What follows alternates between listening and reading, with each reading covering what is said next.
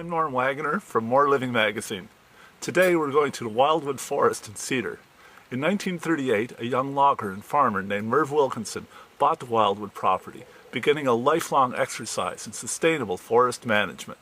It's an exercise that continues under the ownership of the Land Conservancy and the guidance of the Ecoforestry Institute.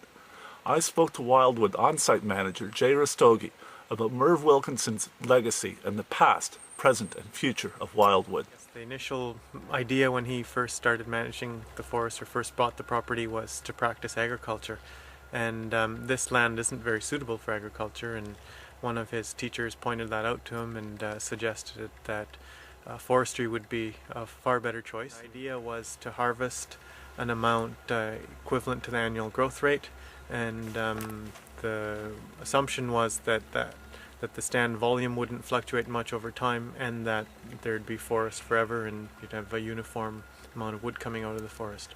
The first thing that Merv realized was that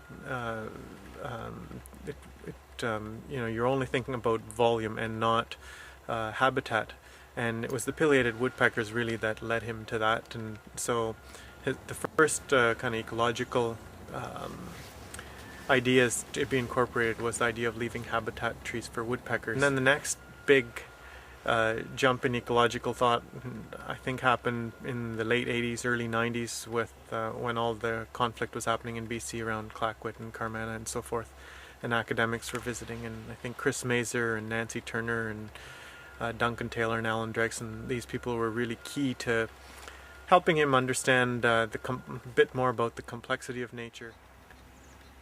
And gradually Merv included more and more ecological criteria to the point where that became the prime goal of the stewardship, and the economics became secondary.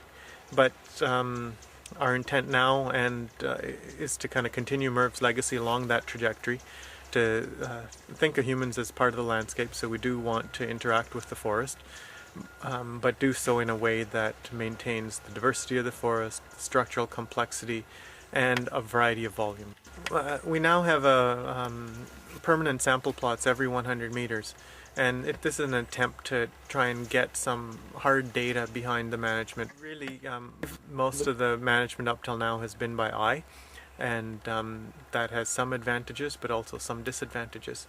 And if we can include some scientific data gathering techniques and monitoring techniques, we're going to have a far stronger example, and we're going to have two different types of information to base decisions on.